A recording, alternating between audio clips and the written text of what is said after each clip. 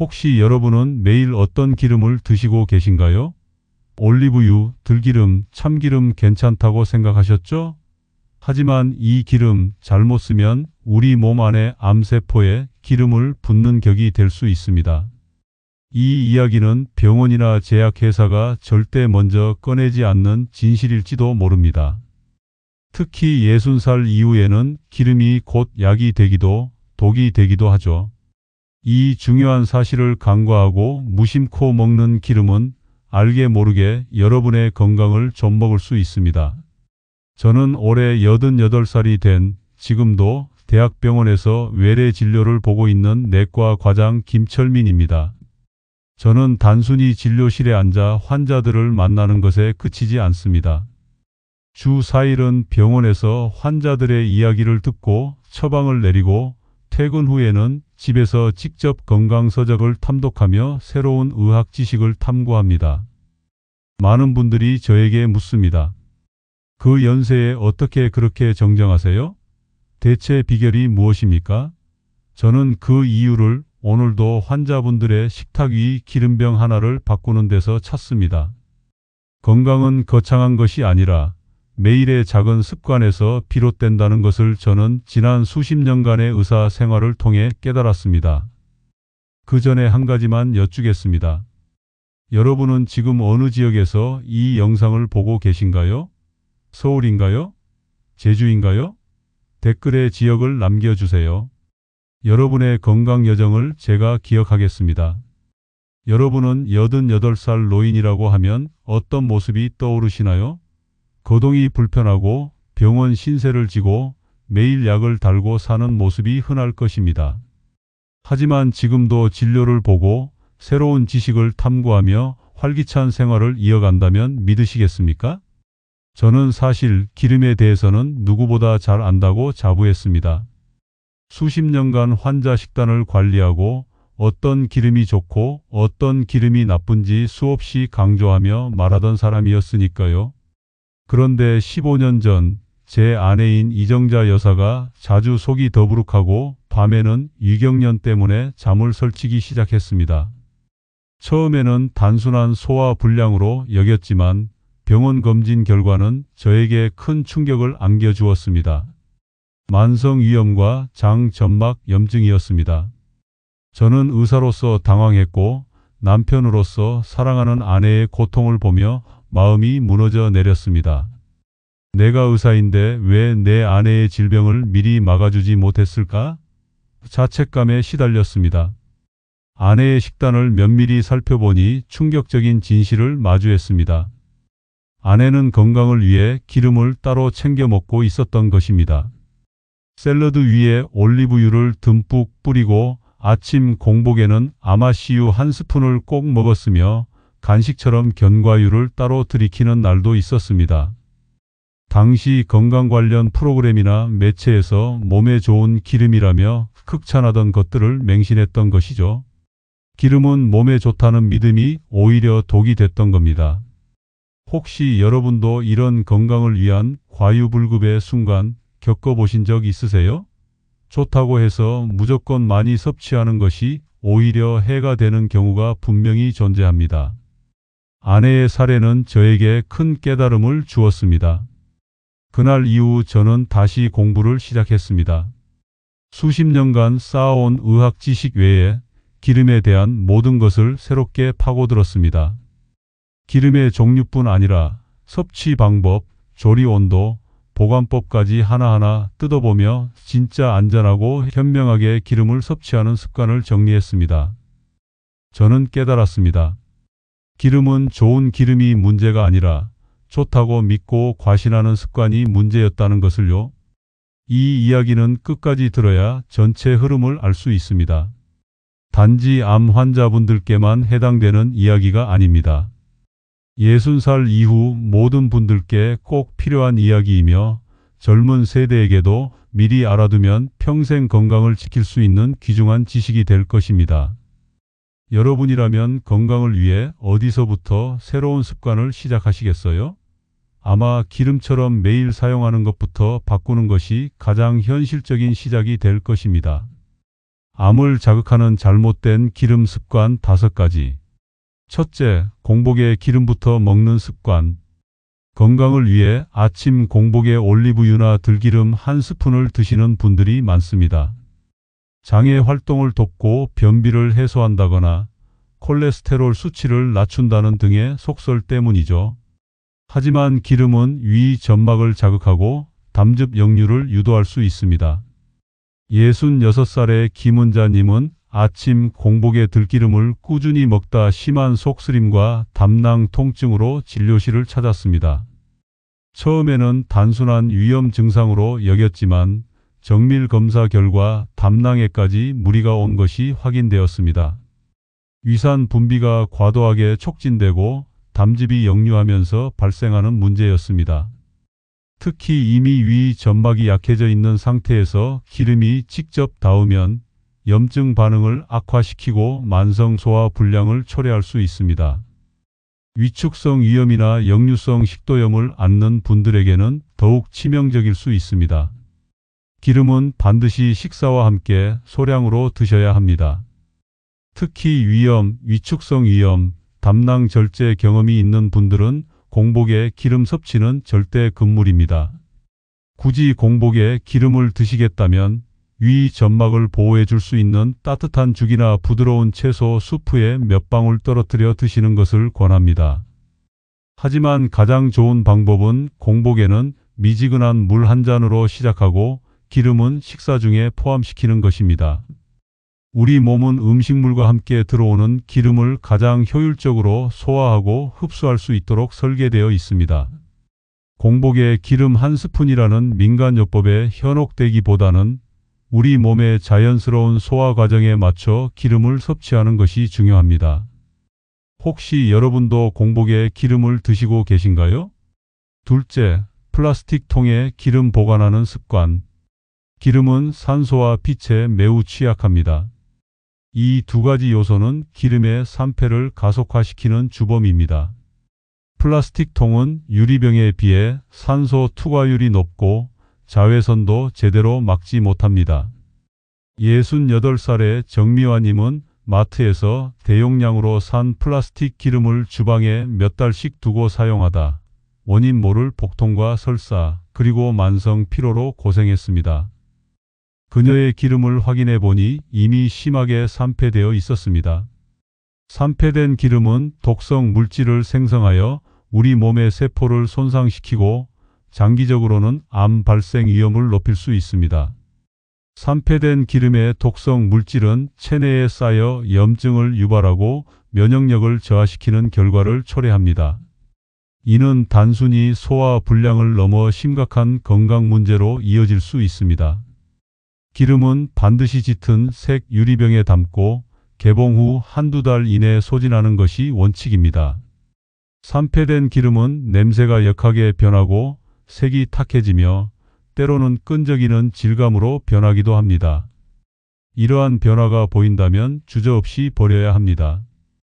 빛이 들지 않는 서늘하고 건조한 곳에 보관하는 것이 중요하며 되도록 소량씩 구매하여 빨리 소진하는 습관을 들이는 것이 좋습니다. 대용량 제품은 아무리 저렴해도 산패의 위험이 크다는 점을 명심해야 합니다. 기름을 소분하여 작은 유리병에 담아 사용하고 나머지는 냉장고에 보관하는 것도 산패를 늦추는 효과적인 방법입니다.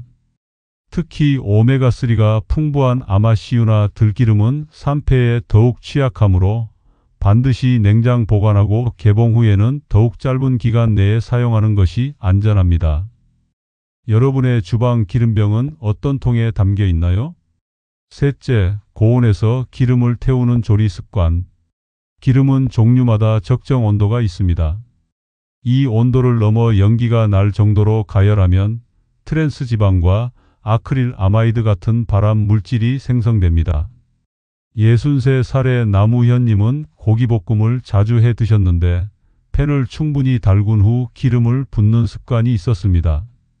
그의 간 수치가 지속적으로 오르고 염증 수치도 높아져 걱정이 많았는데 식습관을 자세히 살펴보니 문제의 원인을 찾을 수 있었습니다. 높은 온도에서 기름이 타면 아크롤레인과 같은 유해 물질이 발생하고 이는 간에 심각한 부담을 주어간 기능 저하와 만성 염증을 유발할 수 있습니다. 특히 튀김이나 부침개처럼 기름을 많이 사용하는 요리는 기름이 고온에 장시간 노출되므로 더욱 위험합니다. 이러한 유해 물질은 우리 몸의 세포를 손상시키고 유전자의 변이를 일으켜 암 발생의 위험을 증가시키는 것으로 알려져 있습니다. 기름은 160도 이하 저온에서 사용해야 하며 볶음 대신 찜, 조림, 데침 요리로 바꾸는 것이 좋습니다. 만약 볶음 요리를 해야 한다면 팬이 충분히 달궈진 후 불을 약하게 줄인 다음 기름을 넣고 재료를 빠르게 볶는 것이 중요합니다. 기름에서 연기가 나기 시작하면 이미 변질이 시작된 것이므로 아깝다고 생각하지 말고 즉시 불을 끄고 새로운 기름으로 다시 시작해야 합니다. 올리브유와 같이 발연점이 낮은 기름은 특히 고온 조리에 적합하지 않으니 튀김보다는 샐러드 드레싱이나 무침 요리에 사용하는 것이 현명합니다. 기름의 종류별 발연점을 미리 알아두고 요리법에 맞는 기름을 선택하는 것이 중요합니다. 건강을 위해 조리법에도 세심한 주의를 기울여야 합니다. 여러분은 어떤 방식으로 요리하고 계신가요? 넷째, 여러 기름을 무심코 섞어 쓰는 습관. 주방에 여러 종류의 기름을 두고 요리 종류나 그때그때의 기분에 따라 아마씨유, 참기름, 버터 등을 번갈아 쓰는 분들이 많습니다. 71살의 이창호님은 아마씨유, 들기름, 카놀라유를 번갈아 사용했는데 간 기능 저하와 만성 소화 불량으로 고생했습니다. 여러 종류의 기름을 동시에 섭취하게 되면 우리 몸의 지방산 균형이 깨질 수 있습니다. 특히 오메가3, 오메가6, 오메가9 지방산의 비율은 우리 몸의 염증 반응과 깊은 관련이 있습니다. 특정 기름만을 과도하게 섭취하거나 불균형하게 섞어 먹는 것은 오히려 만성 염증을 유발하거나 악화시킬 수 있습니다. 각 기름마다 지방산의 구성과 특성이 다르기 때문에 이를 무시하고 혼합하여 사용하면 우리 몸의 대사 과정에 혼란을 줄 수 있습니다. 기름은 하루 한 가지만 소량으로 제한해서 사용하는 것이 가장 안전합니다. 혼합 기름은 산화 위험이 높아지고 몸속 지방산 불균형을 유발할 수 있습니다. 만약 여러 종류의 기름을 사용하고 싶다면 일주일 단위로 번갈아 사용하는 등 계획적인 섭취를 고려하는 것이 좋습니다. 예를 들어 한 주는 들기름만 사용하고 다음 주는 올리브유를 사용하는 식으로 규칙을 정하는 것이 현명합니다. 이러한 규칙적인 사용은 몸이 특정 지방산에 과도하게 노출되는 것을 막아줍니다. 또한 시중에 판매되는 혼합 기름 제품보다는 단일 성분 기름을 구매하는 것이 더 안전하며 불필요한 첨가물이 없는지 성분표를 꼼꼼히 확인하는 습관을 들이는 것이 좋습니다. 우리 몸은 복잡한 화학 공장이므로 불필요한 변수를 줄이는 것이 건강을 지키는 데 중요합니다. 여러분은 여러 기름을 섞어 쓰고 계신가요? 다섯째, 채소 없이 기름만 먹는 식습관. 많은 분들이 건강에 좋은 기름이라는 말에 현혹되어 마치 영양제처럼 기름만 단독으로 섭취하는 경우가 있습니다. 하지만 기름은 지용성 비타민 흡수를 도와야 제 역할을 합니다. 채소 없이 기름만 먹는 건 영양 흡수 효과가 거의 없습니다. 68살의 조경자님은 기름 드레싱만 잔뜩 넣은 샐러드를 매일 드셨지만 놀랍게도 비타민 D 결핍과 만성 피로에 시달렸습니다. 그녀는 기름을 충분히 섭취한다고 생각했지만 기름이 제 역할을 할 수 있는 파트너인 지용성 비타민이 풍부한 채소의 섭취가 부족했거나 채소의 종류가 지용성 비타민 흡수에 충분하지 않았던 것이죠. 이는 영양소의 불균형을 초래하여 아무리 좋은 기름을 먹어도 그 효과를 제대로 볼 수 없게 만듭니다. 지용성 비타민은 지방과 함께 섭취되어야만 체내에 흡수될 수 있습니다. 기름은 데친 채소, 나물, 브로콜리, 당근 등과 함께 드셔야 하고 1티스푼 이내 소량 사용이 기본입니다. 샐러드를 드실 때는 신선한 채소를 듬뿍 넣고 드레싱은 소량의 기름과 식초, 레몬즙 등을 섞어 직접 만들어 드시는 것이 좋습니다. 채소의 종류를 다양하게 바꾸고 색깔이 진한 채소를 포함하여 지용성 비타민 섭취를 늘리는 것이 중요합니다. 예를 들어 시금치, 케일, 당근, 호박 등은 지용성 비타민이 풍부한 채소들입니다. 기름은 영양소의 흡수를 돕는 조력자이지 그 자체가 모든 영양을 제공하는 주인공이 아니라는 것을 기억해야 합니다. 식단 전체의 균형을 맞추는 것이 건강한 기름 섭취의 핵심입니다. 여러분의 식단에 충분한 채소가 포함되어 있는지 다시 한번 확인해 보시길 바랍니다. 건강한 기름 사용을 위한 실천 방법 3가지. 첫째, 냉압착 기름을 선택하세요. 냉압착 방식은 고온 화학 처리 없이 기름을 짜내는 방식으로 영양소 보존율이 높고 산화가 덜합니다. 이 방식은 씨앗이나 과일에서 기름을 추출할 때 고열을 가하지 않으므로 열에 약한 지방산이나 비타민, 항산화 물질 등 미량 영양소가 파괴되지 않고 그대로 유지됩니다. 따라서 우리 몸에 더욱 이로운 영향을 줄 수 있습니다. 특히 오메가3와 같은 불포화 지방산은 열에 매우 취약하므로 냉압착 방식으로 추출된 기름을 선택하는 것이 중요합니다. 고온에서 추출된 기름은 영양소 손실이 클 뿐만 아니라 유해 물질이 생성될 가능성도 무시할 수 없습니다. 단, 냉압착 문구만 보고 무조건 좋다고 생각하여 선택하지 말고 제조일자, 유통기한, 개봉일자도 꼭 확인하세요. 아무리 냉압착 기름이라도 시간이 지나면 산패될 수 있습니다. 기름의 산패는 피할 수 없는 자연스러운 과정이지만 신선한 기름을 선택하여 산패 속도를 늦출 수 있습니다. 가능하면 최근에 제조된 제품을 구매하고 개봉 후에는 서늘하고 어두운 곳에 보관하며 빠른 시일 내에 소진하는 것이 좋습니다. 유통기한이 충분히 남았더라도 개봉 후에는 공기와 접촉하여 산패가 빠르게 진행될 수 있으므로 개봉일을 기록해두고 체크하는 습관을 들이는 것을 권합니다. 작은 노력으로 큰 건강을 지킬 수 있습니다.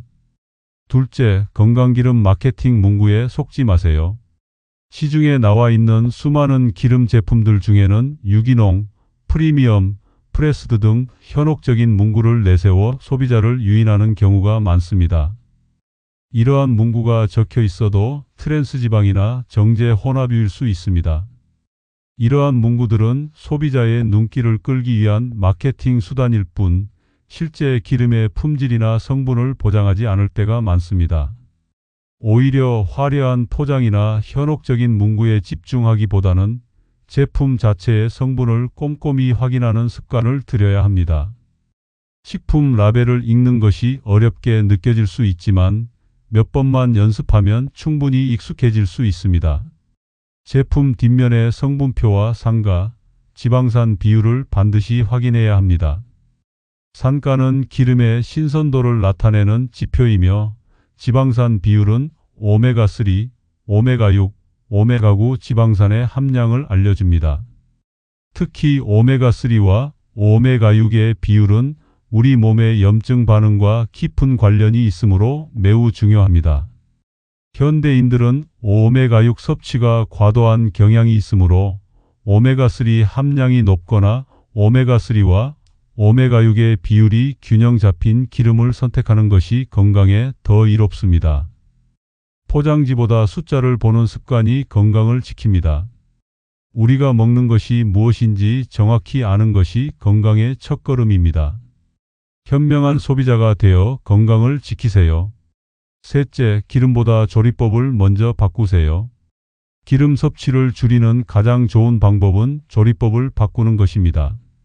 샐러드엔 기름 드레싱 대신 식초나 레몬즙을 활용하고 볶음 요리는 육수나 물로 대체하며 버터나 마가린 대신 들기름 몇 방울만 더해 보세요. 기름은 요리의 맛을 풍부하게 하는 중요한 요소이지만 과도한 기름 섭취는 체중 증가, 염증 유발 등 다양한 건강 문제를 야기할 수 있습니다. 조리법을 변화시키는 것은 기름 섭취량을 줄이는 가장 근본적이고 효과적인 방법입니다. 기름 없이도 충분히 맛있고 건강한 요리를 만들 수 있다는 것을 직접 경험해 보세요. 이런 조리 습관이 체중 조절, 염증 억제, 그리고 궁극적으로 암 예방의 핵심이 됩니다. 예를 들어 나물을 무칠 때도 참기름이나 들기름을 듬뿍 넣기보다는 소량만 넣고 손으로 조물조물 무쳐 재료 본연의 맛을 살리는 것이 좋습니다. 튀김이나 부침개 대신 찜이나 구이, 에어프라이어를 활용하는 것도 훌륭한 대안이 될 수 있습니다. 작은 변화들이 모여 큰 건강을 만듭니다. 오늘부터 하나씩 시도하며 여러분의 식탁을 더욱 건강하게 만들어 가시길 바랍니다. 건강한 조리법은 단순히 칼로리를 줄이는 것을 넘어 우리 몸에 이로운 영양소를 더욱 효율적으로 섭취하게 돕는 길입니다. 사랑하는 시청자 여러분, 기름은 우리 몸의 필수적인 영양소이지만 어떻게 선택하고 어떻게 사용하느냐에 따라 약이 될 수도 혹은 암을 부르는 독이 될 수도 있습니다.